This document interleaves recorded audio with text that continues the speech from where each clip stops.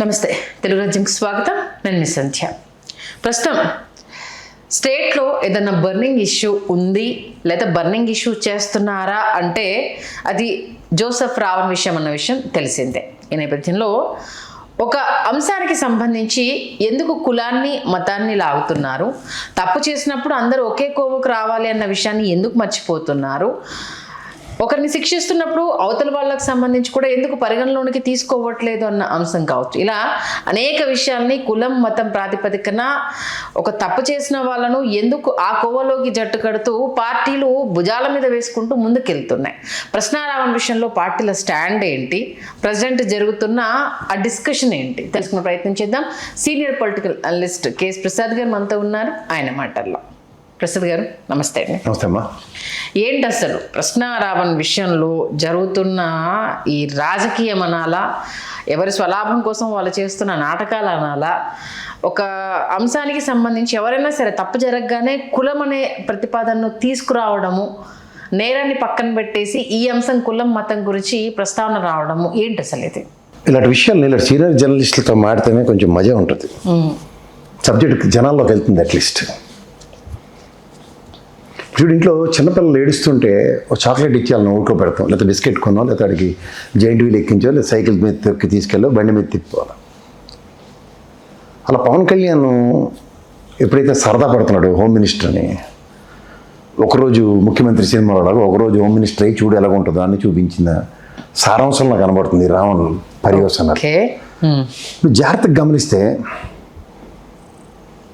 అనురాని చోట అధికులం అనరాదు అని ఒక సామెత ఉంటుంది. అలాగే పేనుకు పెత్తనం ఇస్తే బుర్రంతా గురికి పెట్టిందని ఒక సామెత ఉంటుంది.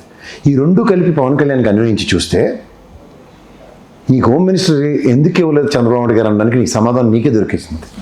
ఎందుకంటే నువ్వు భావావేశంతో మాట్లాడిన రావణ్ని అరెస్ట్ చేసావు, శభాష్, చాలా మంచి పని చేసావు. అరెస్ట్ చేసావు, బెయిల్ వచ్చాయి, మళ్ళీ అరెస్ట్ చేసావు, బెయిల్ వచ్చింది, అలా 4 సార్లు చెల్లి పెళ్లి జరగాలి మళ్ళీ అన్నట్టు 4 సార్లు జరిగింది. తదనంతరం ఒక దేశద్రోహ కేసు పెట్టేసావు. నీకు సార్వభౌమత్వం అంటే మంచి ఊతపదం కదా నీకు. పార్టీ పెట్టిన కాడి నుంచి సార్వభౌమత్వం అని బాగా ఊగిపోయేవాడు, దేశం గురించి, దేశం సార్వభౌమత్వం అని. అలాంటి సార్వభౌమత్వం కేసు ఒకటి పెట్టేసి మొత్తానికి ఉపా కేసు, నీకు ఉప ముఖ్యమంత్రి బాగా అలవాటు కాబట్టి ఉపా కేసును కూడా పెట్టేసి జైల్లో పెట్టావు. కానీ తాళం వేసి నీ గొల్లెం మరిచితిలాగా జన సైనికులు పోలీస్ స్టేషన్ మీద దాడి చేస్తున్నారు. అంటే major damage to the law and order. And బయటకు కొడదామన్న కాన్సెప్ట్లోనే ఉన్నారు. సేమ్ మీ భావజాలం మీ వాళ్ళది కూడా. కొడదామని కాదు, కుదిరితే చంపి జైలుకి వెళ్ళడానికనే సిద్ధమే అన్న స్టేట్మెంట్లు కూడా ఇచ్చారు. అంటే దాని అర్థం ఏంటంటే ప్రజాస్వామ్యంలో ఒక అధికారం కేవలం వాళ్ళ వ్యక్తిగత వ్యంజంటాలు అండ్ వాళ్ళ స్వార్థ ప్రయోజనాలు, వాళ్ళ ఇగోల్ని జస్టిఫై చేయడానికి మాత్రమే ప్రజాస్వామ్యంలో అధికారాలు మీలాంటి వాళ్ళకి ఇవ్వాలా. ఇంకోటి ఇక్కడ ఇది ఫస్ట్ థింగ్. రెండోది 95 నుంచి మనం చంద్రబాబు గారిని ముఖ్యమంత్రిగా చూస్తున్నాం.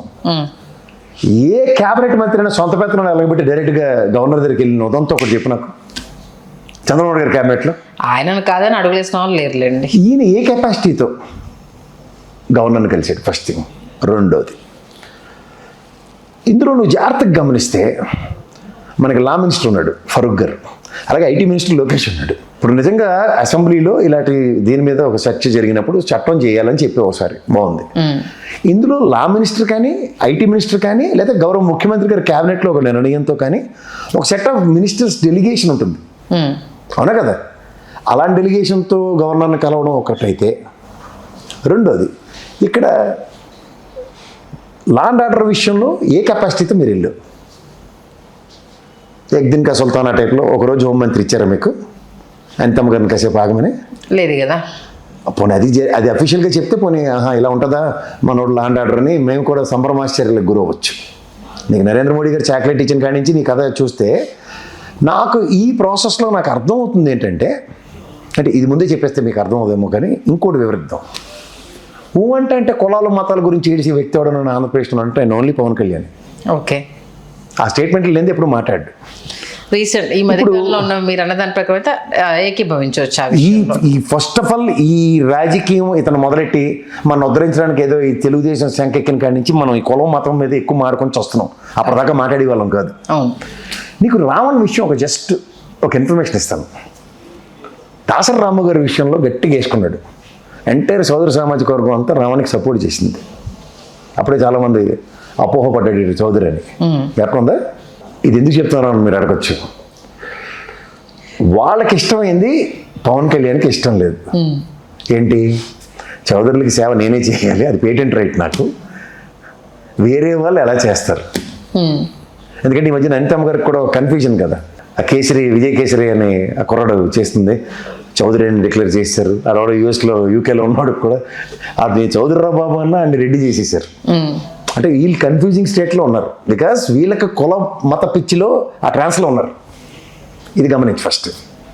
ఇదే సార్ మీరు ఎప్పుడు లేనిది ఇలాంటి భూగోళం అంతా తిప్పుతున్నారు నన్ను అనుకోవచ్చు నువ్వు. ఇప్పుడు నువ్వు జాగ్రత్తగా గమనిస్తే ఉభయ గోదావరి జిల్లాలో ఎప్పుడు మనకు డిసైడింగ్ ఫ్యాక్టర్ అనుకుంటాం, ఏది రాజకీయాలు శాసిస్తాయి అవి. ఎందుకంటే వాళ్ళకి ప్రేమాభిమానాలకి ఆదరణకి వాళ్ళని మించిన వాళ్ళు లేరు. మొన్నటిదాకా మనకేంటి, చౌదరి కాపు ఉప్పు నిప్పు అనుకునే వాళ్ళం. ఈసారి కలిసిపోయారు కదా. కలిసిన ఎలక్షను 124. మీకు బోరింగ్గా ఉంటుంది కాసేపు, తర్వాత వస్తుంది అసలు విషయం. ఈ కాపు సామాజిక వర్గానికి మనోడిని ఎగేసుకుని పొగేసుకుని పవన్ కళ్యాణ్కి జై అని అందరూ ర్యాలీ అయ్యారు. మరి రాము గారు చెప్పిన దాని ప్రకారం, దాసరి రాము గారు చెప్పిన దాని ప్రకారం. ఇప్పుడు పవన్ కళ్యాణ్ నుంచి భావావేశం, అగ్రెషన్స్ అంతా ఎవరి మీద ఉన్నాయి? ద్వారంపూడి చంద్రశేఖర్ రెడ్డి గారి మీద ఉండేది. నేను వస్తే ఆ జన సైనికుల్ని ఆడవాళ్ళే మొగాళ్ళే దొల్లగొట్టి దూపం వేసాడు ఆయన. పైపెచ్చి అన్ని శాఖల్లో ఏళ్ళు కాళ్ళు ఎడ్డం అలవాటు కదా. నారాయణ మనోహర్ గారితో పోయాడు, సీజ్ ద షిప్ అన్నాడు. అక్కడ అది ఎత్తిపోతల పథకం. అలా నువ్వు ఏ విషయమైనా చూసుకుంటే ఇవాళ మీరు వైఎస్ఆర్సీపీ తరఫున రెడ్డి సామాజిక వర్గం సేఫ్ జోన్లో ఉంది, తెలుగుదేశం పరంగా చౌదరి సామాజిక వర్గం తెలుగుదేశం సేఫ్ జోన్లో ఉంది. మనోడికి ఒక్కడికే పిల్లి మెల్ల గంట ఎందుకు కట్టారు? ఇక్కడ జాగ్రత్తగా గమనిస్తే కాపు సామాజిక వర్గం పరంగా పవన్ కళ్యాణ్ వర్సెస్ దళిత సామాజిక వర్గం కాన్స్పిరసీ స్టార్ట్ అయింది. ఇప్పుడు గమనించవా? ఇప్పుడు దళిత మహానాడు ఆయన పెట్టాడు, దళిత సంకారం అనే శ్రవణ్. అక్కడి నుంచి జరుగుతున్న కాన్సిక్వెన్సెస్లో వాళ్ళ రావణ్ణి ఇక్కడ నువ్వు గమనిస్తే ఒక సామాజిక వర్గం ఒక వ్యంజంటే ఎవరి మీద తీర్చుకుంటుందని చూడు. అది వాళ్ళకి ఇష్టమైన వాళ్ళు. ఎందుకంటే నాకు తెలిసి మన దాకా జడా శ్రావణ్ గారు ఇలాంటి వాళ్ళందరూ పరవశించిపోయారు ఆ వీడియోలకి, వాళ్ళ మాట్లాడిన మాటలకి. తెలుగుదేశం అధికారం వచ్చేదాకా, అధికారం వచ్చిన దగ్గర దగ్గర చెడింది. సో ఇందులో ఎవరిని ఎవరు అన్న దగ్గర నాకు ఈ రెండు సీక్వెన్సెస్ జాగ్రత్తగా గమనిస్తే చంద్రబాబు నాయుడు గారు పవన్ కళ్యాణ్ని కిందకి దింపించాడేమో శంకలోంచి అని డౌట్ వస్తుంది. ఎందుకంటే సాధారణంగా ఆయన 2 ఏళ్ళు 3 ఏళ్ళు 4 ఏళ్ళ తర్వాత చిన్న ఫ్రిక్షన్ స్టార్ట్ చేసి లాస్ట్ ధరంపోరాట దీక్షలు అనే గతానుభవాన్ని ఎవరు వేసుకుంటే, ఇప్పుడు ఎందుకని ఈ మళ్ళీ మీరు నన్ను అడగచ్చు ఎందుకు సార్ మీకు ఈ డౌట్ వచ్చిందని.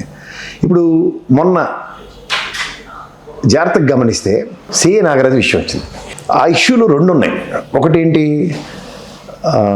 మాదిగ సామాజిక వర్గానికి చెందిన ఒక సామాజికవేత్త అబ్బాయి క్రాంతి కుమార్ లాకప్ డెత్ కన్నా ముందు పురుగుల మందు తాగి చచ్చిపోయాడు నాగరాజు కదా. డీజీపీ పరంగా ఏమైనా యాక్షన్ ఉందా? డిపార్ట్మెంటల్ ఎంక్వైరీ కానీ ఏం లేదు కదా. రెండోది, ఈ క్రాంతి సాయి అయితే చచ్చిపోయాడు, దాని మీద ఈ మధ్యన ఐజీ గారి ఆధ్వర్యంలో ఒక తూతు మంత్రంగా ఒకటి వేసి నడిపిస్తున్నారు. ఈ ఇష్యూని డైవర్ట్ చేయడానికి తెలుగుదేశం పరంగా ఇది ఏమైనా స్ట్రాటజికల్ మూవ్ కొట్టారా అన్న కోణంలో ఆలోచించి ఒకసారి. ఇప్పుడు ఇవన్నీ నువ్వు గమనిస్తే, ఎందుకంటే ఇందులో ప్రభుత్వం తరఫున గాబరా పడి మాట్లాడింది ఎవడు ఆ ఇష్యూస్లో కూడా పవన్ కళ్యాణ్ గారు. ఇప్పుడు ఈ ఇష్యూలో కూడా ఆలవాణ్ణి ఇటుపక్క ప్రయోగించారు. ఇందులో ఇద్దరు ఆలవాళ్ళన్న కోణం ఎందుకు ఆలోచించట్లేదు నువ్వు? ఒక రావణ్ అనే కోణం, దాసరి రాము మాట్లాడిన మాటలకి ఓన్ చేసుకున్న ఆ సామాజిక వర్గం చాలా మంది పరవశించిపోయారు. ఈడని చూడు, వీళ్ళు ఆమె ఎర్రిబోగులు కాబట్టి సాక్షివాడు ఆవేశపడుతున్నాడు అనవసరంగా. If you can read in between the lines.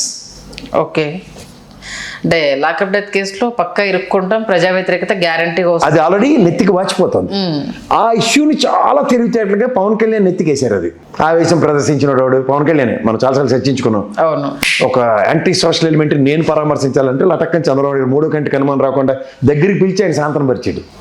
అంటే అక్కడ మళ్ళీ ఎరుబోగులు పవన్ కళ్యాణ్. ఇప్పుడు ఈ ఇష్యూలో తగిలిన తమాష చూసింది ఎవరు? పవన్ కళ్యాణ్. ప్రభుత్వం. నీకేం సంబంధం? చంద్రబాబు గారు అసలు రియాక్ట్ అవ్వలేదు. ఆయన రియాక్ట్ అవ్వలేదు. తెలుగుదేశం నుంచి ఎక్కడ రియాక్ట్ మోడ్ లేదు. నారా లోకేష్ గారు సౌత్ కొరియాలో ఉన్నారు. ఆయన ఎక్కడ ఈవెన్ మన ట్విట్టర్ లో కానీ ఎక్కడ సోషల్ మీడియాలో ఎక్కడ రియాక్ట్ అవ్వలేదు కదా. ఓన్లీ పవన్ కళ్యాణ్ గారి చుట్టే నడుస్తుంది. నీకెందుకు ఈ దోలగొండ వ్యాపారం? ఎవరుకుండా పక్క నుంచి వెళ్ళినా మనకు దొరద తప్పదు కదా, ఎందుకు గోక్కున్నావు ఓకే. అంటే ఖచ్చితంగా ఒక స్ట్రాటజికల్ మూవ్ ఒకటి వేసి డైవర్షన్ పాలిటిక్స్కి బ్రహ్మాండమైన కథం రంగం చంద్రబాబు గారు రచిస్తే నువ్వు మానాటి సావిత్రిలా మీ ఇద్దరు పాత్రధారులా. అంటే ఇప్పుడు రాజకీయం మనం ఇది మాట అటువైపు నుంచి రాలేదు, ఇటువైపు నుంచే వచ్చింది అంటున్నారు. అంతే కదా, దొరికిన అవకాశాన్ని అద్భుతంగా వీళ్ళు వాడుకో. ఇప్పుడు ఉదాహరణకి రాధా మనోహర్ అన్నాడు చెలరేగిపోతాడు. మనకి కాన్స్టిట్యూషనల్ రైట్ ఏంటి, పరమతాన్ని గౌరవించాలి, పరమత స్వేచ్ఛ ఉంది. అతను క్రిస్టియన్ సామాజిక వర్గం మీద నెక్స్ట్ క్రైస్తవ మతం మీద ఇష్టం వచ్చినట్టు మాట్లాడుతున్నప్పుడు ఇదే జడాశ్రవణ కేసు వేయాలి కదా, దాని మీద వేయలొద్దా? యా, ఇప్పటివరకు వేయలేదు, ఇప్పటిదాకా వేయలే. సభ పెట్టేందుకు మనకి చెదగొట్టుడు అక్కడ విను. ఇందులో ఎన్ని హిడెన్ ఎజెండాస్తో చంద్రబాబు నాయుడు గారి గేమ్ ఎలా ఉందో చూపిస్తాను నీకు. ఇదొకటి ఎత్తి అయితే ఇది గమనించావా, జరాశ్రవణ్ కానీ ఇదే రావణ్ కానీ సోషల్ యాక్టివిస్ట్ లో లేకపోతే వాళ్ళ సామాజిక వర్గం మీద జరుగుతుంది దాని మీద రాధా మనోహర్ మీద ఒక యాక్షన్ ఫ్రంట్ అన్నది ఉండాలి కదా అట్లీస్ట్. లేదు, ఇప్పటిదాకా ఉందా? లేదు. ఇప్పటికుందా? లేదు. ఇది ఈ డాట్స్ అన్ని కనెక్ట్ చేయి. రెండు ఇది ఒక ఎత్తి అయితే ఈ మధ్యలో దమిడీకి పనికిరాని బీజేపీ ఉంటుంది మనకి. వీళ్ళు ఎందుకు ఖాళీ వదిలేయాలి? వీళ్ళు చంద్రబాబు నాయుడు మీద గేమ్ చేశారు. ఏంటి, మావిగన్ అనే పదం కన్నా ముందు అమరావతి శాశ్వత రాజధాని అని గజెట్ తీసుకొచ్చారు. లటక్కని జగన్మోహన్ రెడ్డి గారు మావిగన్ అన్నారు. అప్పుడు దమ్మిడికి పనికిరాని బీజేపీ సైలెన్స్. మొన్న మావిగన్ ఎజెండా అన్నప్పుడు మళ్ళీ దమ్మిడికి పనికిరాని బీజేపీ సైలెన్స్. ఎందుకు దిక్కుమాల సైలెన్స్? ఎన్నాళ్ళరా మీరు తగిలిన తమాషా చూస్తారు ఆంధ్ర రాష్ట్రానికి. ఇప్పుడు ఇదే మాధవ్ ఉన్నాడు కదా ఆయన అధ్యక్షుడు, మైక్ తీసుకుని శాశ్వత రాజధాని మన నరేంద్ర మోడీ గారు శంకుస్థాపనలు 2 సార్లు చేసినందుకు ఇచ్చినప్పుడు మావిగన్ అనే కాన్సెప్ట్ ఎక్కడి నుంచి వస్తుంది మీకు? అడగలేదు ఇప్పుడు వరకు. వాడు ఎందుకు అడగాడు బీజేపీ? అవసరం లా, వీళ్ళు కొట్లాడుకుంటే మధ్యలో మనం ఏంటో ఎందుకు. ఇప్పుడు నీకు ఒకటి చెప్తా, నీకు లాస్ట్ టైమే చెప్పాలి, వస్తానని చెప్పి రాలేదు నీకు. నేను ఒక డేటా క్యాలిక్యులేట్ చేశాను. ఏదైనా ప్రజాభిష్టం ప్రజాభిప్రాయ సేకరణతోనే మనకి అన్ని జరుగుతాయి. ఇప్పుడు కృష్ణా కమిటీ వేసుకో, శ్రీకృష్ణ కమిటీ అన్నారు, ప్రజాభిప్రాయ సేకరణలతోనే కదా. రాష్ట్ర విభజన ఇవన్నీ చెప్పిన వాళ్ళ పకోడీ కబుర్లు ఎవరు? 2 కాంగ్రెస్ అండ్ బీజేపీ తోడు దొంగలు, మన రాష్ట్రాన్ని బలేసిన వాళ్ళు. వీళ్ళకి సహకరించినటువంటి వెంకయ్యనాయుడు, ఈ జయప్రకాష్ నారాయణ, వీళ్ళు ఎవరిని వదలకండి ఎప్పుడైనా సరే. ప్రజలు వీళ్ళు జ్ఞాపకం ఉంచుకొని అండర్లైన్ చేసుకుని వెళ్ళండి. ఎందుకంటే మీకు జాగ్రత్తగా గమనిస్తే ప్రజాభిష్టం అన్న దాన్ని కంట్రోలింగ్ చేసుకుంటే, నేను పాదయాత్రలు గమనించాను. ఫస్ట్ రాజశేఖర రెడ్డి గారితో చూద్దాం, తర్వాత చంద్రబాబు గారి పాదయాత్ర, తర్వాత జగన్మోహన్ రెడ్డి గారి పాదయాత్ర, రీసెంట్గా లోకేష్ గారి పాదయాత్ర, రెండోది అమరావతి టు తిరుపతి అని చెప్పి రైతులు చేసిన పాదయాత్ర.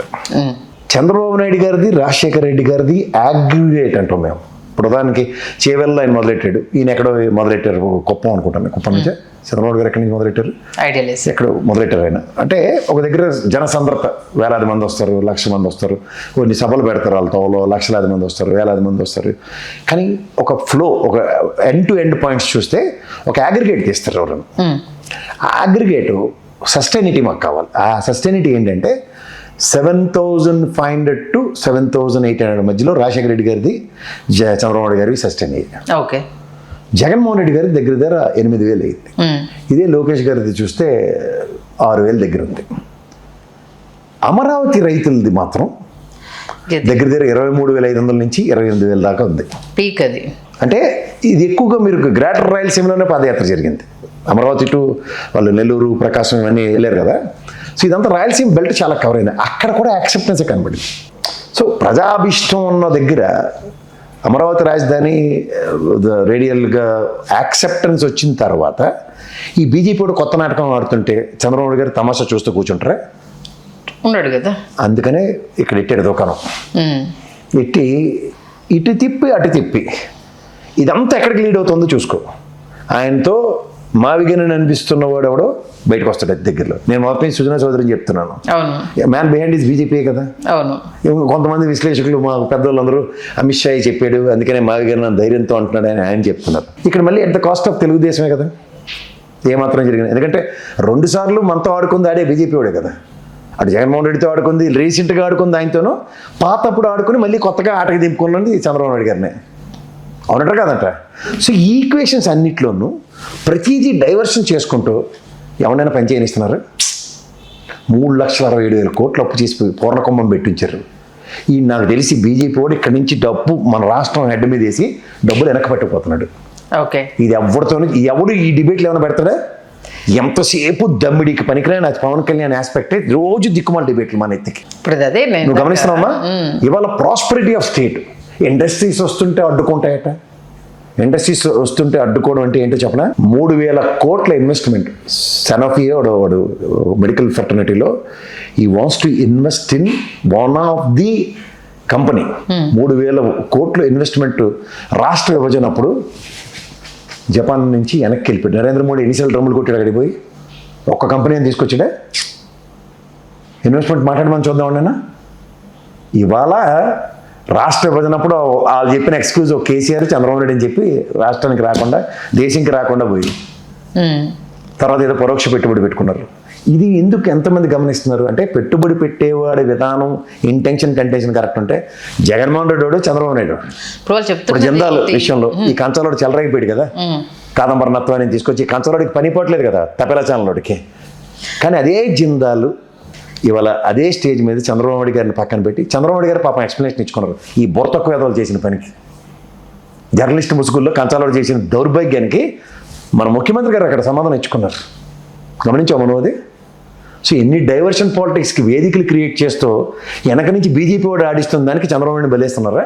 అటు మళ్ళీ ప్రిపరేషన్ నీకు అధికారం అనే మిఠాయిస్తామని చెప్పి జగన్మోహన్ రెడ్డికి ఏమైనా తాయిలాలు ఇస్తున్నారా? ఎటువైపు ఇక్కడ ఈ రావణ్ శ్రవణ్ అనే క్యారెక్టర్లు రెండు చూసుకుంటే వీళ్ళిద్దరూ ఎక్స్ తెలుగుదేశంకి అనుగుణంగా సమాయత్తంగా ఉన్నప్పుడు గతంలో బాగా రక్తి కట్టించినప్పుడు ఆ సామాజిక వర్గాల దగ్గర నువ్వు జాగ్రత్తగా గమనిస్తే ఉభయ గోదావరి జిల్లాలో శుభంగా కలకల్లాడుతూ ఉన్న దగ్గర ఇదే పవన్ కళ్యాణ్ ఇక్కడ తెలంగాణలో అలజడి సృష్టించి అక్కడ లేని వాళ్ళు రాజకీయాలకు సంబంధం లేకుండా వాళ్ళు రామకృష్ణ అనుకున్న వాళ్ళు కూడా గొంత కట్టి తీసుకొచ్చే వాళ్ళే అడ్డమైన చెత్త చేస్తూ ప్రతిదీ డైవర్షన్ చేస్తూ కూర్చుంటూ ఏం జరుగుతుందమ్మా ఇది?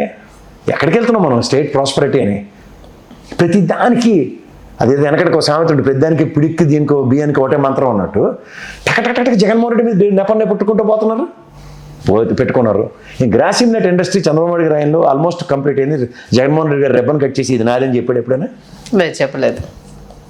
ఈ భావసారుధ్యంతో చచ్చిపోతున్న వాళ్ళు ఎవరో తేల్చుకోండి మీరు. రాక ఒక కంపెనీ వస్తుంది ఇది నాదే అని అలా పోసాని కృష్ణమురళీను బ్రహ్మానందం టైప్లో మార్కెట్ ఈ కామెడీ షోలు. ఏదైనా స్టేట్లో ఒక పనికొచ్చిన సబ్జెక్ట్ మీద చర్చ జరుగుతుందా? ఇది చంద్రబాబు గారి అడ్మినిస్ట్రేషన్ అని ఎవడన్నా అంటే చెప్పు తీసుకోవటమా? నాకు నేను మొమెంట్ లేకుండా చెప్తున్నా. ఆయన కూడా స్టేజ్ మీద అదే చెప్పారు కదా, నాకు ఇలాంటి నేను ఇన్ని ఇయర్స్ నా సర్వీస్లో ఈ గొడవలన్నా ఈ చంపడాలన్నా ఇవన్నా నేను వాటికి అస్సలు ఎంకరేజ్ చేయను. ఇన్ని ఇయర్స్లో ఎప్పుడూ చూడండి ఇప్పుడు జరుగుతున్నవి మాట్లాడాలంటే ఏదోలా ఉంది అంటే కూడా ఆయన స్టేజ్ పైన చేసిన కామెంట్స్. మరి స్టేజ్ మీద కామెంట్ చేస్తే గవర్నమెంట్ మీదే సార్, నాది కాదు కదా. అసలు ఇప్పుడు జరుగుతుంది ఏంటి మరి దాని మీద లా అండ్ ఆర్డర్ కూడా మళ్ళీ మా దౌర్భాగ్యానికి మీ అదృష్టంకో మా అదృష్టంకో మీదే ఉంది. అంటే ఇప్పుడు దీని విషయంలో వస్తే ఏంటంటే అప్పుడు కాపు ఓట్లు పోతాయంటూ వైఎస్ఆర్సీపీ పవన్ కళ్యాణ్ గారు చేసిన కమెంట్స్ సంబంధించి కేసులు పెట్టలేదు కదా. ఎవరి కుల రాజకీయాలు వాళ్ళు ఆడుతుంటే ఎవరు ఓటు బ్యాంక్ రాజకీయాలు వాళ్ళు ఆడుతూ ఉంటే వాళ్ళు అప్పుడు డేర్ చేసి పెట్టుంటే ఇప్పుడు వైఎస్ఆర్సీపీకి మాట్లాడడానికి ఒక స్ట్రాంగ్ పాయింట్ దొరికేది కదండి. ఈ లాజికల్ పాయింట్ కూడా తెర మీద తీసుకొస్తున్నారు. మరి అది వాళ్ళ జడ్డితనం అంటాను నేను. ఇప్పుడు నేను ఎన్నో డిబేట్లలో నా పక్కన వైఎస్ఆర్సీపీ ఉన్నాడు, తెలుగుదేశం ఉండి జనసేన ఉన్నాడు, సైకో రాక్షసుడు అడ్డమైన బూతులు తిడుతుంటే వీళ్ళు ఎర్రిమోలో కల్లా రియాక్టివ్ మోడ్ లేని జడ్డితనం నేను వైఎస్ఆర్సీపీలో చూశాను. ఇప్పుడు గొడ్డల పార్టీ రియాక్ట్ అవ్వట్లే, కేసులు పెట్టట్లేదు కదా. ఎట్లా గొడ్డల పార్టీ అయ్యింది అన్నది ఎందుకు క్వశ్చన్ చేయలేకపోతున్నారు? ఏది చేయరు వాళ్ళు, కానీ వాళ్ళ మీద పడి ఏడుస్తుంటారు. అయితే వీళ్ళు అంతే, వీళ్ళ మీద పడి ఆడడం వీళ్ళు వాళ్ళ మీద పడి ఆడడం తప్ప మేమైతే అవి ఏం చేయలేదు కదా, మీరు ఎందుకు చేస్తున్నారని వీళ్ళు ఏడుపు. మీకు చేత కాలేదు కాబట్టి మాకు చేతనని వీళ్ళు చేసి చూపిస్తున్నారు, దానికి ఏడుపు. నువ్వు గమనిస్తున్నామా? ఇది మనకు అవసరమా? మలాటోళ్ళకి నీలాటోళ్ళకి ఇప్పుడైతే అవుతుంది కదా. ఇప్పుడు ఫస్ట్ ఆఫ్ ఆల్ ఒక ముఖ్యమంత్రిని ఉదాహరణకి నీకు చెప్తున్నాను, ఆ డాక్టర్ గారికి మాస్క్ ఇవ్వలేదని చెప్పారు. అవును, సుధాకర్. ఆయన ఎవరు? Is happen to be contest చేద్దాం అనుకున్న యాస్పిరెంట్గా తెలుగుదేశంలో ఉన్నాడు. ఎంతకన్నా ఏంటంటే అతనికి ఏదో పదవి కూడా ఉంది తెలుగుదేశం పరంగా, అదంతా తర్వాత విషయం. ఇప్పుడు ఈ సాయి చచ్చిపోయిన తర్వాత వాళ్ళ అమ్మ వచ్చి గోలాడుతుందా లేదా బయట? అవును. ఇక్కడికి వెళ్దాం, డాక్టర్ గారు అమ్మ బయటకు వచ్చి ఏమైనా గోలెట్టిందా ఎప్పుడైనా? లేదు. ప్రభుత్వం నాకు ఎంత అన్యాయం చేసింది కానీ లేకపోతే ప్రభుత్వం హత్య చేసిందని కానీ ఎక్కడైనా విన్నాం మనం? కూల్గానే ఒక కాదు మాట్లాడారు, కాకపోతే ఇంత అగ్రెసివ్ ఇదిలో మాట్లాడలే కాదు. అక్కడ అరెస్ట్ నేపథ్యం దేనికి? ఒక ముఖ్యమంత్రిని ప్రధానమంత్రిని తిడుతున్నాడు ఆయన డాక్టర్ గారు. అవును. దాని మీద అన్నప్పుడు మొత్తం తెలుగుదేశం దానికి ఎంత చక్కగా మలుచుకుని ఎలక్షన్ క్యాంపెయినింగ్ చేసింది.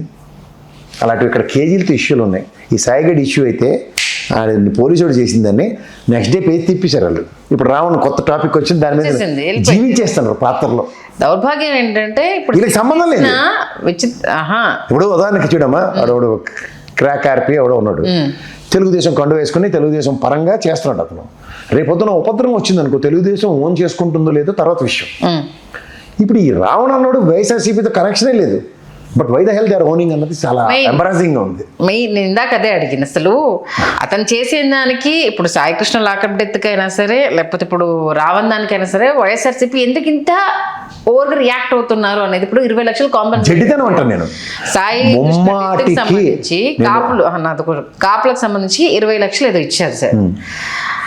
నిజంగా ఒక క్వశ్చన్ ఇక్కడ ఏంటంటే, అక్కడ జరిగింది సాయికృష్ణ లాకప్ డెత్ కేసులో 100% తప్పు.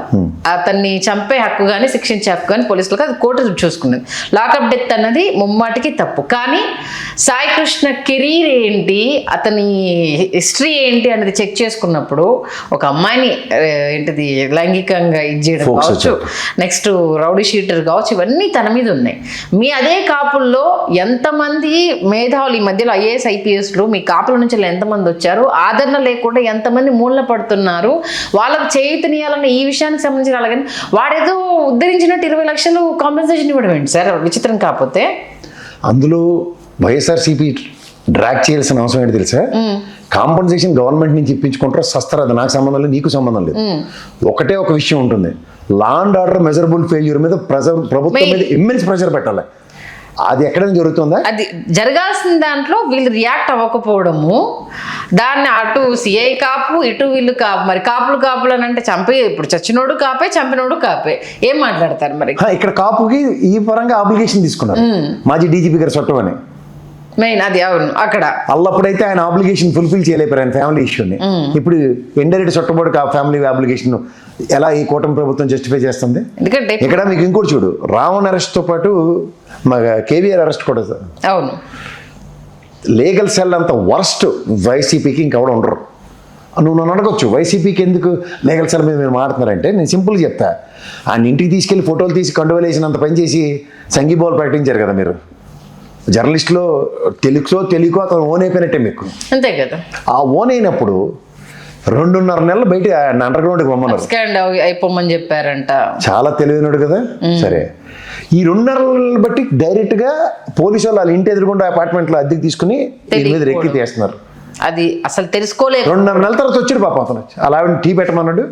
ఈయనేమో అలా ఆవిడ ఫోన్ చూస్తాడు, నేను ఫోన్ కూడా కాదు. వాళ్ళ బిల్డింగ్ గెంతి కోడి పెట్టిన మూసుకెళ్ళినట్టు పెట్టుకెళ్ళిపోయారు.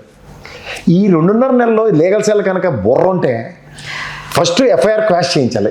లేనప్పుడు హైకోర్టు పరంగా బెయిల్ తీసుకురావచ్చు కదా. ఆ అనుభవం లేదంటే సజ్జల భార్గవ్కి బెయిల్ తీసుకొచ్చి పెట్టారు కదా మీరు. ఇప్పుడు అదే కంపారిజన్ వస్తుంది సజ్జల భార్గవ్ విషయం. ఎందుకలా అయినోళ్ళకి కంచాల్లో కానోళ్ళకి ఆకుల్లోనా? ఎవరు నిలబడతారు, ఎవరు ఫైట్ చేస్తారు? నిలబడతారు, ఫైట్ చేస్తారు కాదు. First of all basic strike చేసుకోండి, కాజెస్ మీద ఫైట్ చేయండి. ఎవరు డాక్టర్ గారికి మాస్క్ ఇవ్వలేదన్నది ఈ రోజుకి కూడా వాళ్ళకి most happening subject for Telugu Desam. దాంతోపాటు సార్ ఇప్పుడు కాదు, ఇంత సాయి ఇష్యూని ఒకరోజు ఉంచలేపారు లైమ్ లైట్లో. వీళ్ళు మోకానికి ఒక ఛానల్ మళ్ళీ. దాంతోపాటు గతంలో భారతమ్మ గారి గురించి యూట్యూబర్ తెలుగుదేశం పార్టీ ఆఫీస్లో షణ్ముఖ్ జశ్వంత్ అని ఇద్దరు ఉంటారు. ఆ యూట్యూబర్ విషయాన్ని కూడా ఎంత బాగా వాళ్ళకు ఉపయోగించుకుందంటే, అనుచిత వ్యాఖ్యలు ఎవరు చేస్తున్నా అది మా పార్టీ వాయిస్ వినిపించేవాడైనా ఊరుకోము అనేసి ఇమీడియట్ గా వాడి మీద యాక్షన్ తీసుకోవడము. మాధవ్ గారు వాడిని చంపేస్తా అంటూ రావడము, వాడిని ఎంత అంటే దాన్ని ఎంత పాజిటివ్ వేలో నరేట్ చేస్తూ వాడిని ఎంత బాగా కాపాడుకున్నారన్న విషయం ఇక్కడ అండర్లైన్ చేయాలి. ఇక్కడ కూడా అదే ఇష్యూని డైవర్ట్ చేయడానికి వీళ్ళని పావుల కింద పడారు. వీళ్ళు దారిని పోయిన దగ్గర నెత్తికెత్తుకుంటారు ఈ బొరతొక్క వైఎస్ఆర్సీపీ వాళ్ళు. సెన్సిటివ్ లాంగ్వేజ్ కనుక యూజ్ చేస్తే ఇందులో సెన్సిటివిటీని గ్రాప్ చేయండి. What the hell has taken place? Why these people are all of a sudden Ravan ఇష్యూని ఇంత హైలైట్ చేస్తున్నారు? అంత డైవర్స్ ఇవ్వాలి. రావణ్ మీద మాట్లాడుతున్నాం, సాయి ఇష్యూ డైల్యూట్ అయిపోయింది. కోర్టు చూసుకుంటారు 15వ తారీఖు వాయిదాట.